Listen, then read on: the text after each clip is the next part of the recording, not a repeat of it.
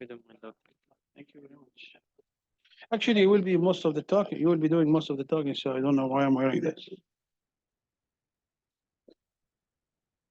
Anyways, so Assalamu alaikum, everybody. Is it on? I don't think it's on. Yeah. It is? Yeah. All right. So let's do the cases, starting with case number 4. How do you guys do it? You do first like collectively, and then you do individually like TBL, or different? We did it individually first, and then we did it together, but we don't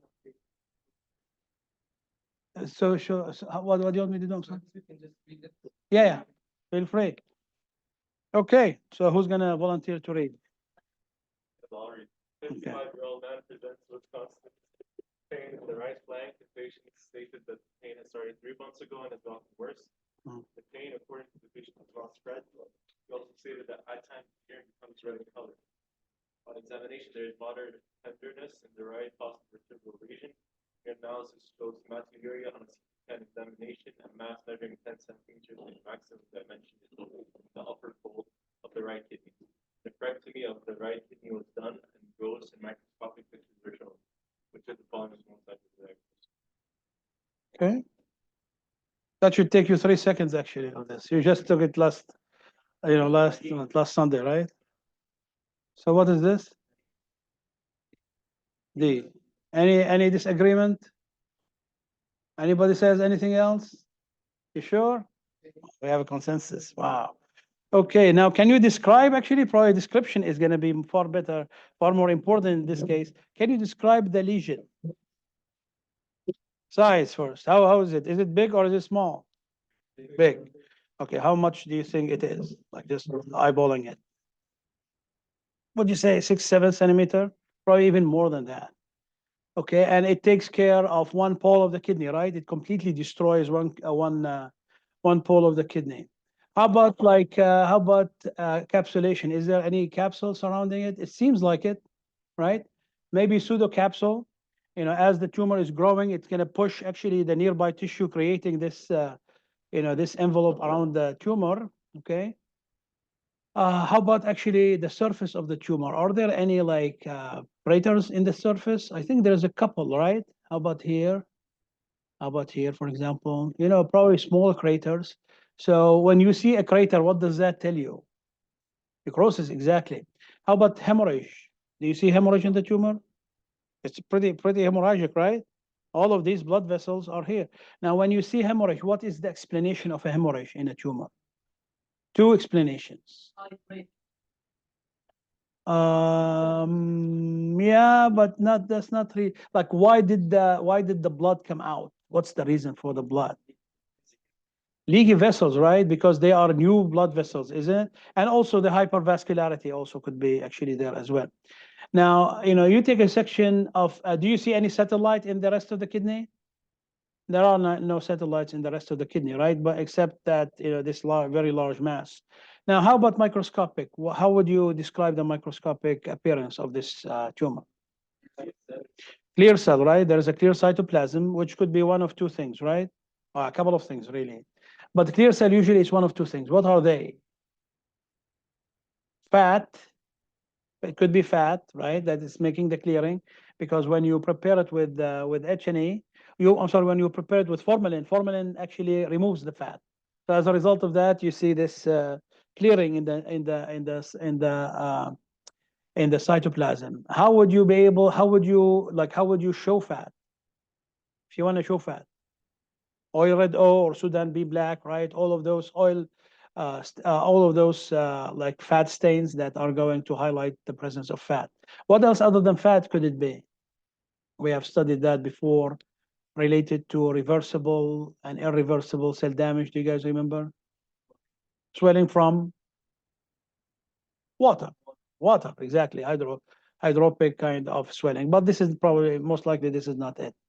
All right, so this is 1, 2. So this is actually you guys went onto the cytology. Usually in pathology, we go first to the architecture, right?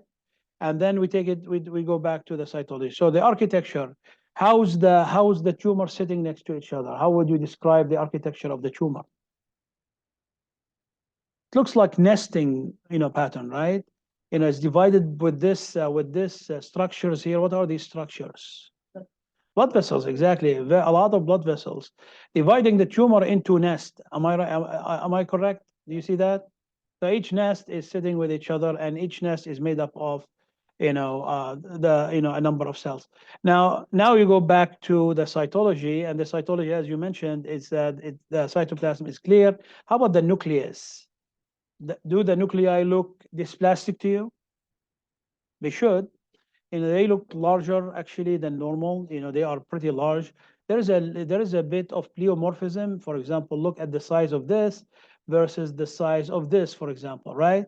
So there is definitely different sizes and different shapes to the nuclei. All of these are going to tell you that you are dealing with a good, amount of atypia in the tumor cells. Okay. Now there is still a lot of cytoplasm, so the NC ratio is not really that hard. So if you want to grade it, probably that's going to be around the grade 2, actually, of a renal cell carcinoma, the nuclear grading that we have talked about, before. Okay. All right. So your answer here is renal adenocarcinoma. Okay. Now list 2 genetic mutations associated with development of renal cell carcinomas and list the type of tumors related to it. PHL, that's going to be related to clear cell renal cell carcinoma, and the MET, that's going to be related to papillary. Okay, very good. So list the 3 predisposing factors for renal cell carcinoma. Smoking, very good. I'm happy to hear that. Okay, what else? Dyes. No, dyes are with the urothelial carcinomas. What else other than exposure to cadmium, right? Heavy metals, okay? And also what? Dialysis, right? Dialysis is big, right? Dialysis associated renal cell carcinoma. Okay. All right. So this is it. Very good. Wow. This is like the speed of light, right? There was a tumor that was related to like insulin and What? What's they say related to? Aniline? yeah, like insulin and Aniline is mostly going to be the bladder. Yeah. But benzene, I did not mention benzene to you. Benzene, right? But benzene is related to what? Benzene is related to MDS, myelodysplastic syndrome, I think, and also aplastic anemia. But I'm not sure if it's related to urothelial cancer. Any question? Yes, sir. Can you say Can you speak up, please? can you say what the risk factor that exposure to the level of cholesterol for this? No, no, no. That's going to be urothelial cancer. Okay. All right. Why I don't know, but actually, and most likely it's going to be affecting that specific type of cells. So this is why each tumor has its own risk factor. Now, how could actually But again, that's a good question actually. How does a heavy metal cause cancer, other than it's maybe having like a special kind of influence on that specific cell, some kind of relationship? Free radicals, exactly, isn't it? So usually it's a free radical. It's going to be trying to steal. It's gonna try to actually after it get metabolized, or partially metabolized by the liver, it will try to steal this actually electron to its outer orbit. That's going to create a lot of free radical, and as you know, this is a sequence that gets amplified, and that's going to result in damage to the cells. All right, so let's do case number 2. All right, so who's going to read it now? I think Halawani has already read one, so I should not ask him to do it. Fadda.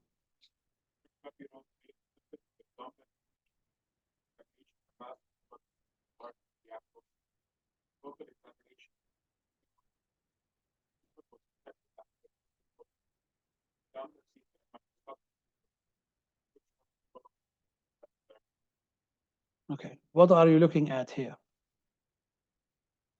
So which is the mass? You guys need to tell me. I'm not.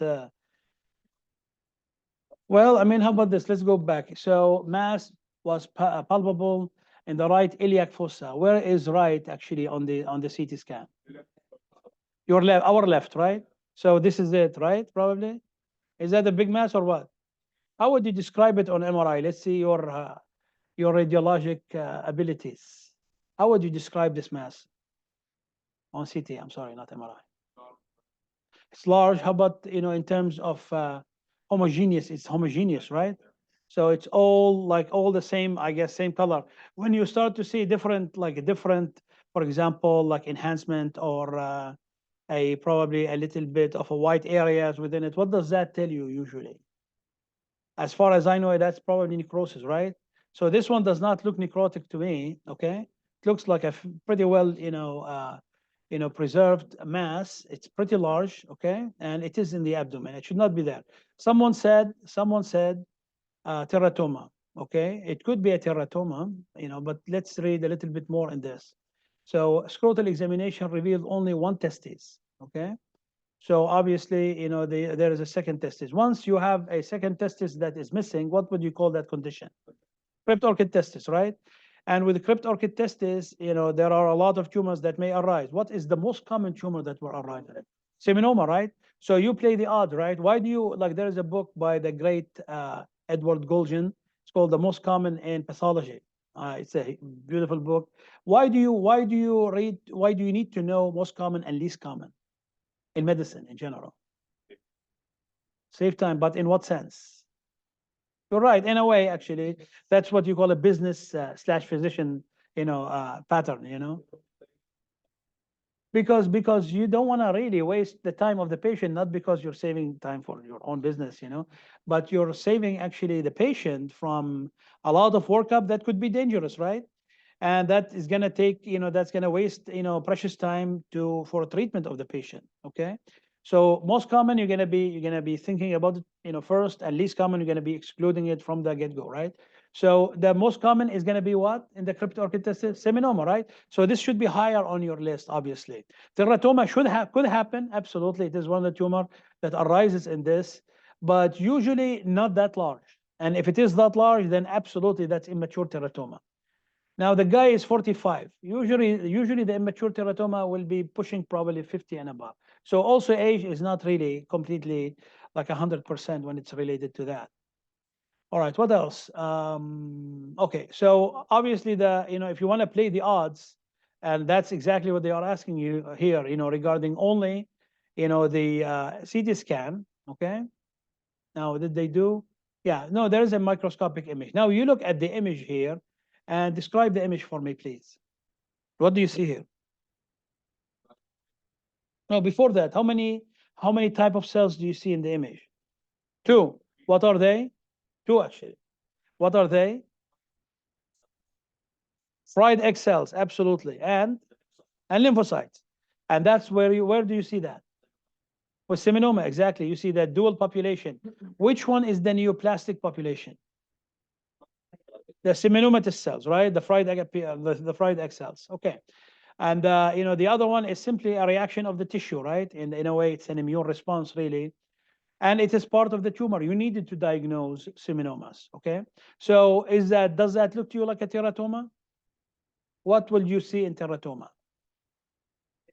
You will see, tissues from different, right, from different germ cell layers, right, from 2 or 3 germ cell layers. Some of them are mature, some of them immature. What is the immature element that you would worry about the most in teratoma? The primitive neuroectodermal tumors, right? Those peanut cells, the very dense, actually very hyperchromatic, small cells really, but have almost no cytoplasm. So the NC ratio is very high. So that's what you see. Is that the case here? That's not really the case here. So, you have taken care of the teratoma. How about choriocarcinoma? What kind of cell do you see in choriocarcinoma? So you see syncytial and cytotrophoblast. Is that the case here? Also not. How about embryonal carcinoma? What do you see?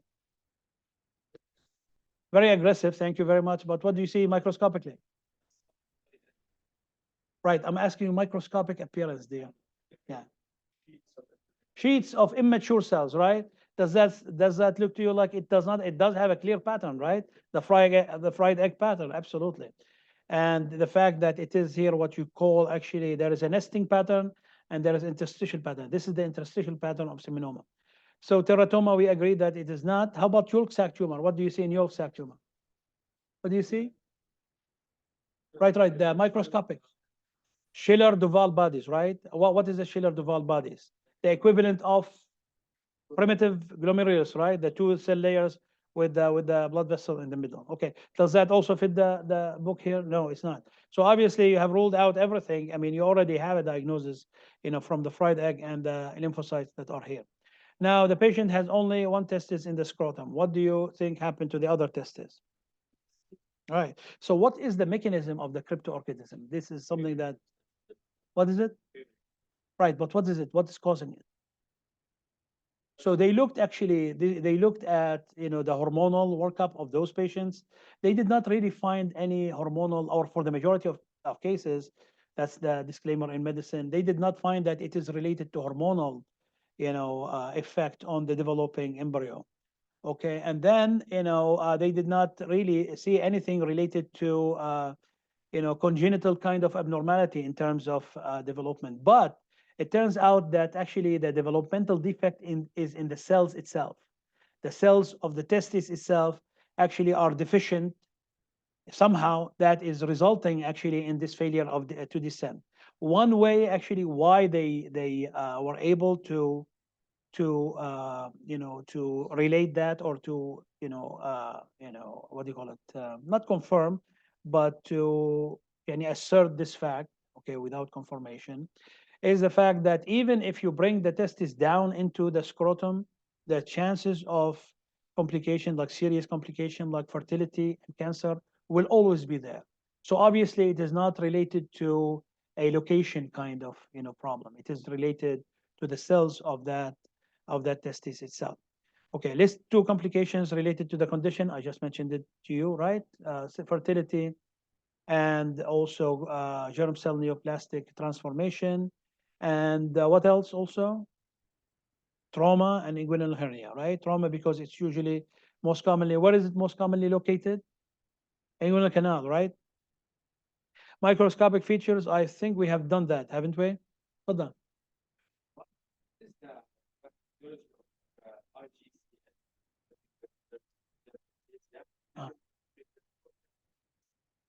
Happening in every crypto, right? So again, it goes back to a developmental defect.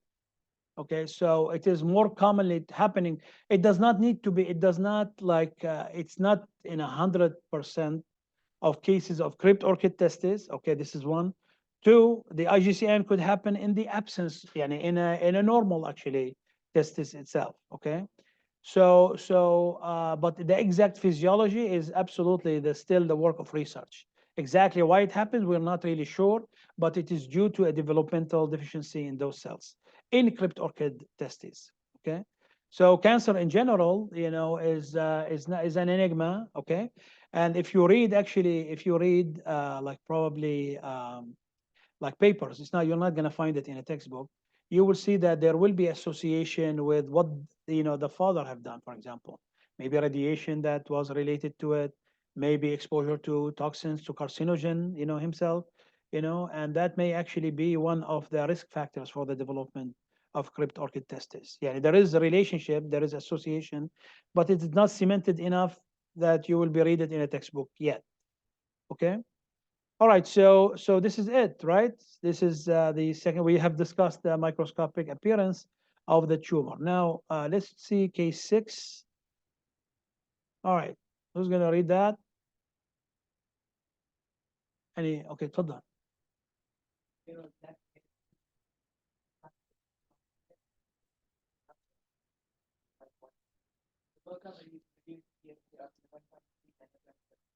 Okay.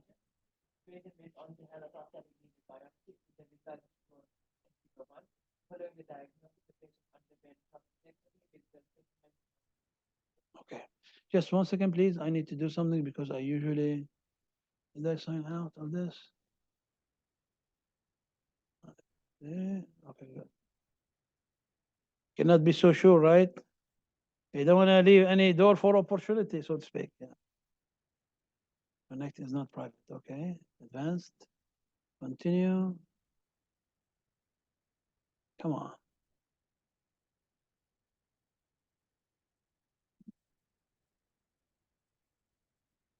Just to make sure that, don't tell me it's here. Okay, let's see. Okay, good. All right, so I have covered all my bases. Now it's on you. Okay, so so the patient is coming in with difficulty starting stream of urine. Is that typical for prostatic adenocarcinoma? No. Usually it's not associated with obstructive. When it is related, when it's associated with obstructive symptom, what does that tell you? That is usually, probably it's advanced, right? It has spread to the other parts of the prostate, and as a result of that, it started to actually, compress the prostate. Okay, so now you can see that they have done the unthinkable, right? Which is measuring the PSA, and they got a result that is abnormal. Now, what do you do with this result? This is the problem. They already did. They did not wait for your answer. They went on to have a needle biopsy of the prostate, and the results are shown. Okay, what are the results that you look at here? How would you describe it? Again, this is really very important when it comes to pathology. It is the description. What is a very important word to start with? Your description. Say it again. Columnar cells. How about actually the what do you call it, the architecture of these glands? So what did you say?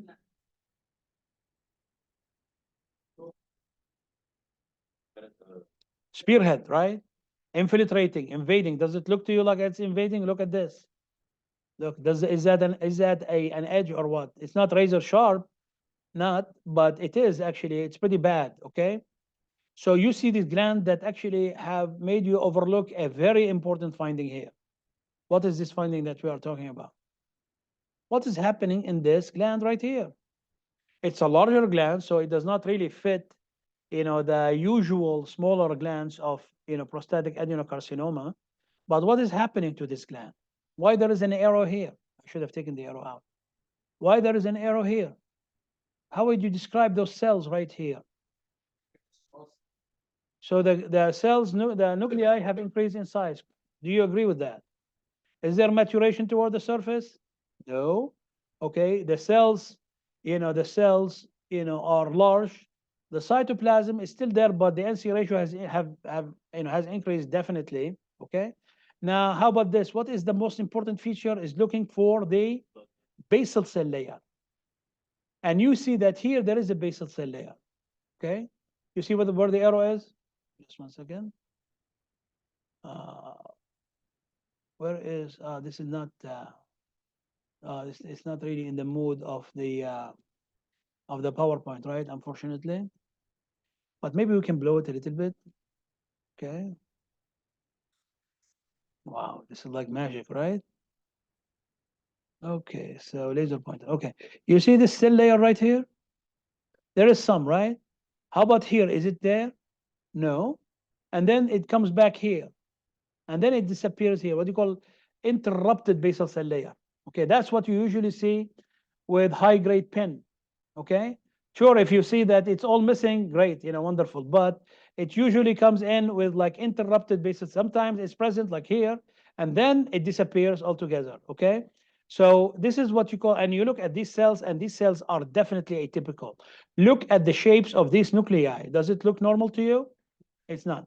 So absolutely not. Look at the mitosis right here, where you find it in the upper layer of the epithelium, where you should find the mitosis usually in the basal cell layer, right? The most basal cell layer, in the most like what do you call it?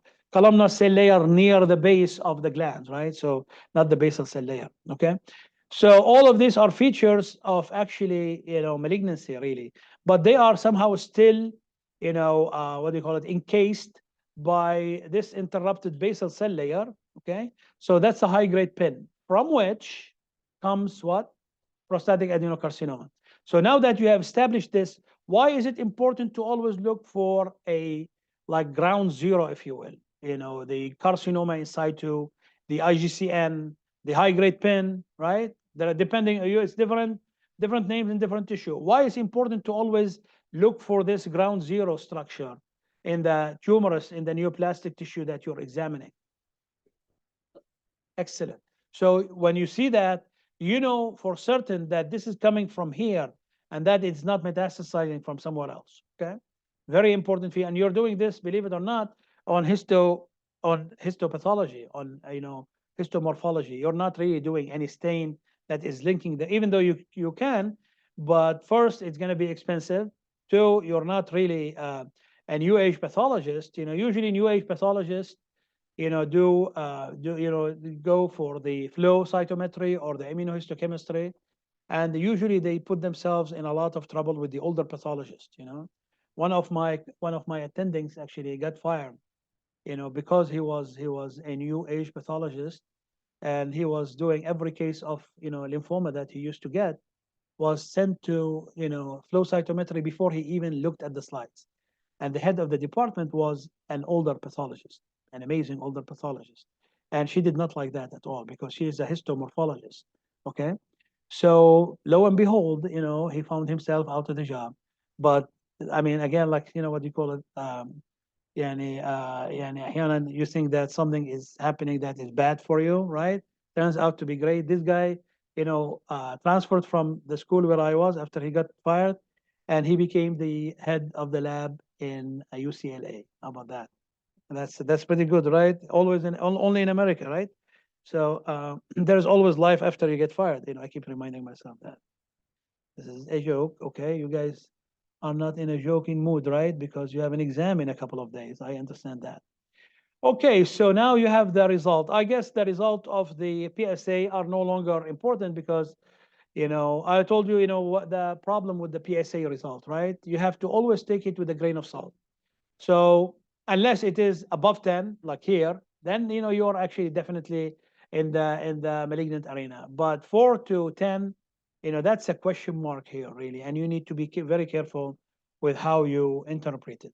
Okay, because there are other conditions where you see that the PSA could increase. What are other conditions that will result in increased PSA? Inflammation, infarct, right? Instrumentation, right? What else? PBH, MPH, right? So all of them are going to increase the. Now, how would you describe? You should have started with this, but my apology. This one should always, you gravitate toward the microscopic. What do you think about this? What do you think about these actually gross sections of the prostate? Okay, so there's some yellow, right? Yellow is always worrisome, as I mentioned to you. Fat, absolutely, that's a fat, actually. Okay, that's fat that's going to be associated with what? Usually with cancer, right? One of my older, also very old attending, he was like probably 90 years. He was from New York, he was this very heavy Brooklyn accent. And this guy did not even need actually a microscope to diagnose, prostatic adenocarcinoma. He will take the needle biopsies of the prostate, put it under the light, and will say, this is cancer, this is not cancer. It was 100% correct. So this shows you, like how good the eyes of the pathologist really. Dr. Tannenbaum, if I still remember him. Okay, so obviously we agree that this is prostatic adenocarcinoma, right? Not from here, but from the gold standard. Your diagnosis, your 100% diagnosis, is always in the tissue. Okay, and that's what we have discussed about. So how would you describe these glands actually that you have looked at? Again, I keep coming back to it for some reason. All right, how would you describe these glands? So small to intermediate, right? Probably. Okay. Now, how would you describe also, the architecture of the glands? We did talk about actually not in the Indian file, usually single cells. Okay, and that's usually the most poorly differentiated form of the tumor. These glands are infiltrative, as I mentioned to you. Correct? Sorry. Yes, they are in the stroma. Absolutely. They are back to back. Very good. Okay. And now how about actually how many layers are these glands? One layer, right? Are there any basal cells? They are not. Okay. You don't need to worry about it here because it's clear that they are like, inserted in, pushed in this stroma, invading single layer glands, of intermediate, small to intermediate size. How about the mitosis? Look at the mitosis. Here's one. Here's another one. This is a gland, believe it or not, a very small gland, but a gland nonetheless. So there is a lot of actually mitotic activity in those cells. How about actually the nucleolar size? Some of them have prominent nucleoli, not prominent nucleolus. Look at this, look how big this is. Okay. And I mentioned to you that the nucleoli are increased in size in prostatic adenocarcinoma. So that's also fitting. So everything that you have mentioned fit the bill that this is actually an invasive prostatic adenocarcinoma. Okay. All right. So this is the diagnosis here is prostatic adenocarcinoma. Let's two microscope. I think we have killed that to death. List two common treatment for disease in figure 1. How would you treat it? Prostatectomy. Okay. Prostatectomy. You're a surgeon for sure, you know. Okay. Prostatectomy. Okay, but what would you have to ensure before you do prostatectomy? That the tumor has not metastasized, right? So that's how about if the tumor has metastasized? What would you do in this case? Chemo radiation, right? Okay, and how's the odds with chemo radiation nowadays? They are pretty poor, isn't it? They are not really that great. Is there like, and how would you do radiation therapy to the groin region? Is that going to be fun? No, you're actually taking this beam of radiation and pointing it to a structure that is very soft, right? Very soft structure. What will that result in your opinion? A lot of burns, absolutely, a lot of burns. But is there a better way to deal with this?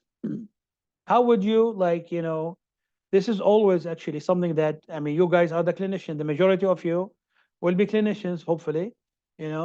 There is a one or two, poor souls who will go to academic medicine and do pathology or radiation oncology or even radiology. Usually in every class, there is a couple of each, but the majority are a clinician. And as clinician, you need to ask yourself, how can I actually decrease the side effects of treatment of anything that I'm giving to the patient? So if you put it from the outside, that does not make any sense, even though this is probably what we are doing, right? An external beam of radiation pointed toward the organ, killing everything on its way, to reach before it reaches that side. How would you be able to deliver, this kind of treatment in a much more efficient and safe way to the patient? Sorry? Hormone should be also there, right? And when you give hormone, what is the hormone? The antidote of androgen, right? This is worldwide. What is the antidote of androgen? Estrogen, right? The perfect hormone, estrogen. How would that work actually? What will it work on? It's going to work on decreasing actually the testosterone, right? And what happens if you recall, we talked about that it's not just for the initiation of the tumor, but also for the maintenance of the tumor, for the progression and the expansion of the tumor cells. It's the testosterone, right? So as a result of that, the tumor will shrink, right? And that's going to make it more amenable to whatever kind of treatment you're going to do. So here's one way that you started this. Is there another way? When I was doing, I'm not sure really if it's done now still or not. Remember, I'm a pathologist. I'm not really a clinician. But when I was doing my residency, I used to receive tons of prostate. Man, you get sick of it, really. I have seen everything you want to see in the prostate. Now, as I was cutting, actually, me and my colleagues, we were seeing these small black seeds that were inserted by the urology surgeon, by the neurosurgeon, during actually the biopsy, after the biopsy. So this was a experimental therapeutic that was starting in infancy, really, at Moffitt Cancer Center, where I did a good part of my residency. So they were the pioneers, or they were pioneers for this type of treatment. Turned out that this is actually radioactive seeds, and you implanted in the prostate, where you have sampled and you have actually confirmation that this prostatic adenocarcinoma in that region. Of course, it's not really like 100% mathematics, but you're putting it where it belongs. And in my opinion, it will be 100 times better than that. Now, here, one thing, a couple of my students here at Al Faisal, their parents unfortunately developed, prostatic adenocarcinoma. They asked about this treatment and they were told that it is not available. Is it not available because it did not come here? But this is actually from the 2000. This is 2000. This is 24 years ago. Or is it not available because it's no longer like a practice? I don't know. You have something to say about that? Yeah. What is it? Brachytherapy? I'm not sure. Who, Dr. Danny? Okay, brachytherapy, radiation seed. So that's right. But is it brachytherapy? I think brachytherapy is something else, isn't it? Can you check? Can you check out for me? You guys have, Mr. Google on site, so you can tell me. Well, that would be great. But how come that they received the no? They were told no. One of them actually ended up taking his father to Germany for this, believe it or not, for treatment. That is, I'm not sure. It's a brachytherapy. Okay. So is it now? Is it practiced actually on wide scale? What did he say? What did Dr. Danny say? But just mentioned it as a type of treatment, right? So was there external radiation as well? Did he mention anything about external radiation? It's called, 17 radiation. Also for prostatic, okay, for prostatic adenocarcinoma. Yeah. Yeah, like so, and thank you for this. For this reason, probably like I think a patient should opt really for a brachytherapy, if you ask me, isn't it? Like in order to decrease the side effects of this kind of treatment. Okay, very good. Okay, so we have mentioned 3 types of treatment. One precursor lesion, you have seen it, right? We don't need to mention it. What is it? The high-grade pin, right? The HGPIN. Okay, and that's what it is right here. Okay, that's it, I guess, right? Is it okay, guys? Any question? So again, my exam is not really that that hard. It's a pretty straightforward exam. Okay, so who put this? Who opened this? Okay. Do you want? I will keep actually the 2 documents with you, with the key. All right. Thank you very much. Really appreciate it. Thank you. The girls already started. You already started with Dr. Barari. No, but I cannot do it. I cannot do it, man. I have a meeting. When did they start? They started, 10:30. I tell them I have to start.